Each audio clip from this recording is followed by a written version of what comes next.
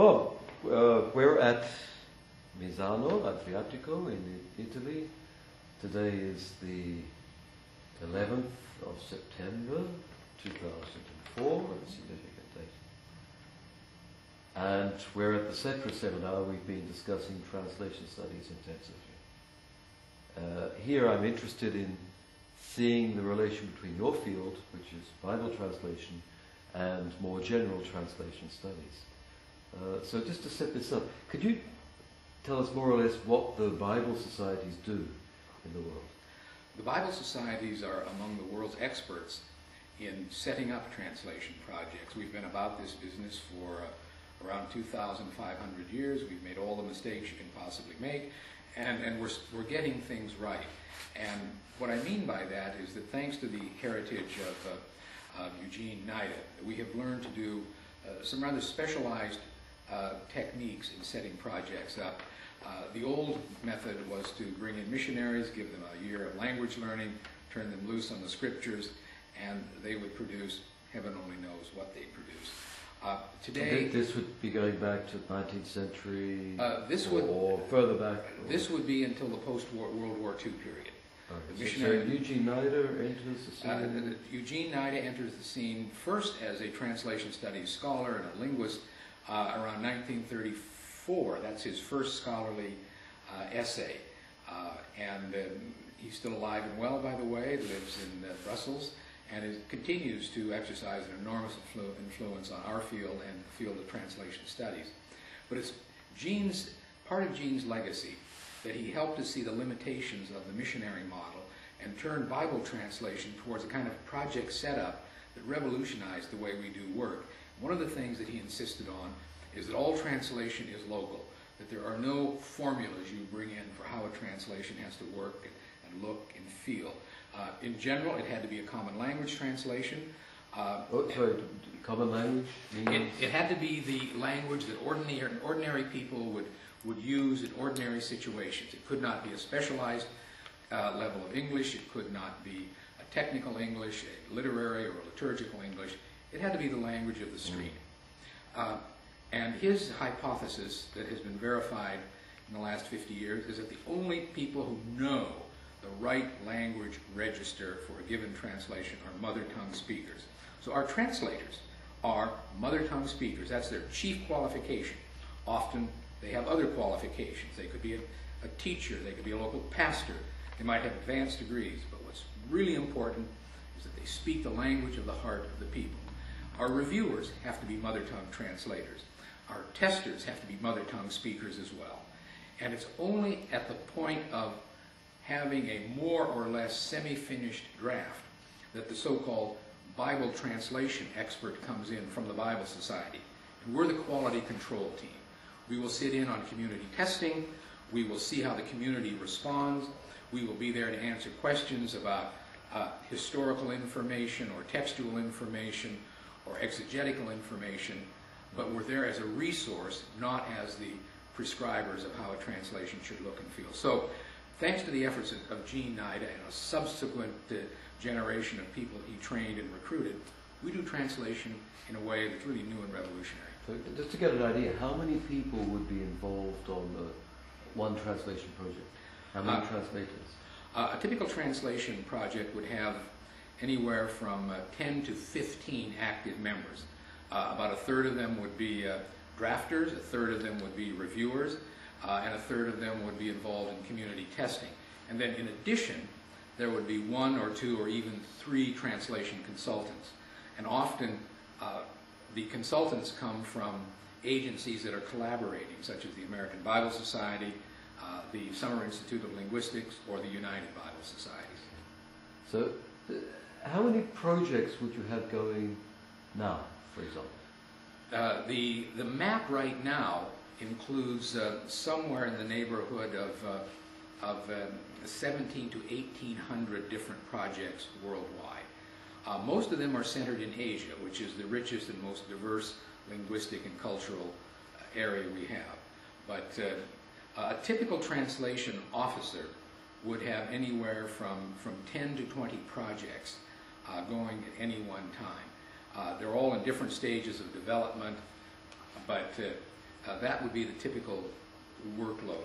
Now, I'm including in that figure not only the work of the United Bible Societies, but of the American Bible Societies, and then in many ways, the largest partner of all, the Summer Institute of Linguistics. So that's a tremendous number of translators. It is. Probably worldwide, when you add up all of the drafters, the reviewers, the translation consultants, the testers, you're talking about a total professional population of 8,000 to 10,000 people. Okay. With all that, what's your interest in translation studies? Well, this interest in translation study really is a renaissance of a much earlier interest in multiculturalism, multilingualism, multidisciplinary approaches. And I say it's a renaissance and because this takes us again back to the legacy of Eugene Nida, who was an anthropologist, a linguist, a biblical scholar. He had a kind of missionary and church heart, and he brought together a variety of fields into this new approach to translation. We have not enjoyed that kind of interdisciplinary cooperation since Gene retired from active Bible translation. And so many of us in the field felt that to be true to the Nida legacy, you had to continue to build bridges to all of the other disciplines that feed into Bible translation, and there is no better spot to find all of those disciplines coming together in creative, exciting ways in what we know as modern translation studies. Okay. How about yourself? How did you get into Bible translation? Well, I started off as a university student in the natural sciences. I was going to be a physicist or a mathematician. That lasted about 1 year, and I realized that I neither had the capacity nor the interest to wear a white coat and spend most of my life in a laboratory. And so I began to dabble in the humanities, particularly philosophy and theology. And that led then to an awakening of interest in languages. As a cradle Roman Catholic, I had learned Mass. I had learned Latin at the Mass. And so I had some experience of the power of a foreign language, even one I couldn't understand. That led to language study at the undergraduate, at the graduate level. It took me to Europe for 12 years, where I studied at the University of Heidelberg, and had to spend about 6 of those years learning a whole variety of ancient languages. That also resulted in some fluency in German.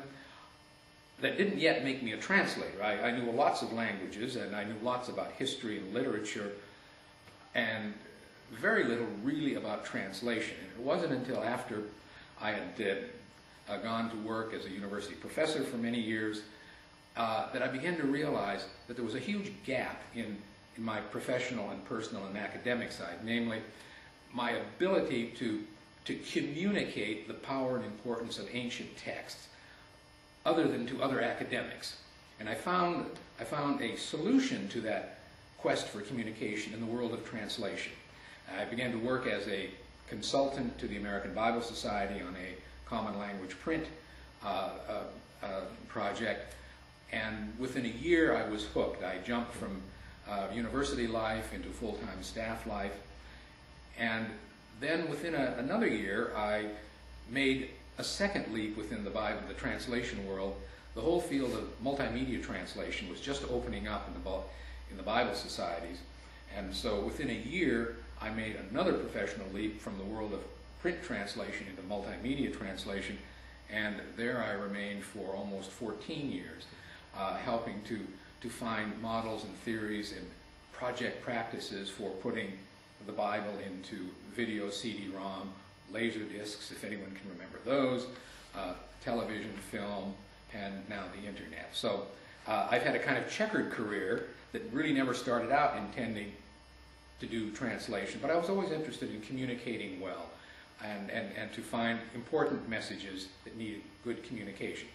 Bible translation took me there. At this point, though, we see you coming to us in translation studies. You're obviously in search of something from us. Mm-hmm. Do you know what that is, or what it should look like? Well, what would you like to see us do?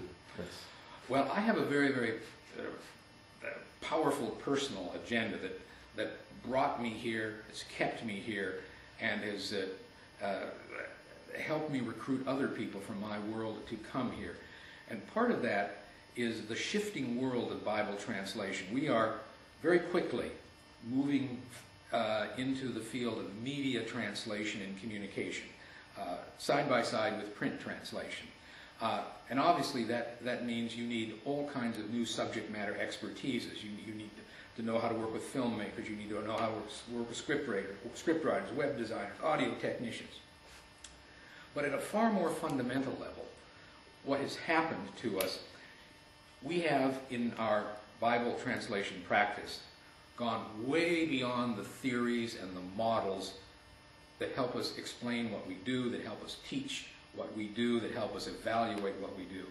So one of the reasons I'm committed to the work of Septuagint, of translation studies and programs such as you have in Tarragon, is that I think this is where new overarching models and theories can be built that will help us understand the whole world of translation, from print translation in its traditional forms all the way to the most sophisticated manners of localizing websites, building videos.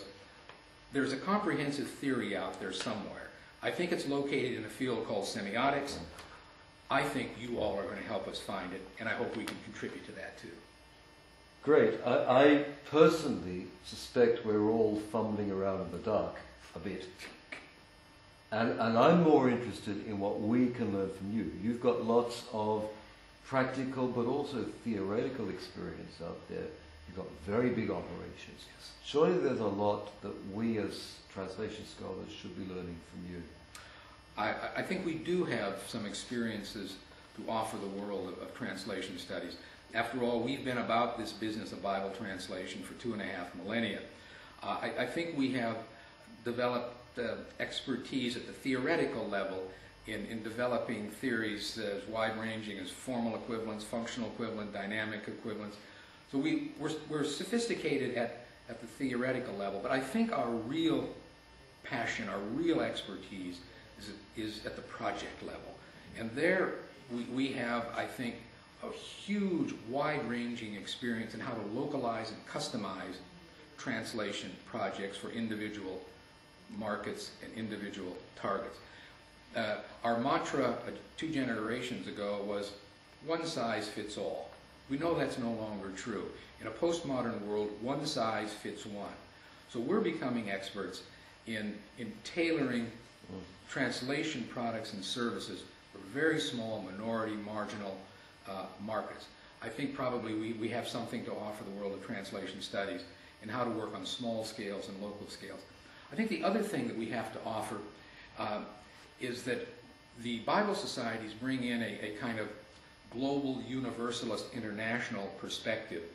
But more than that, they bring in field work, field data, that perhaps is of interest to translation studies, which, after all, is very Western European in its look and its feel.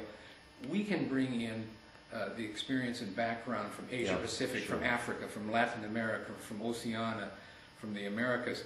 So I think the combination of our field experience in data side by side with the great theoretical strengths and research strengths of translation studies is an absolutely unbeatable combination. Sure, good.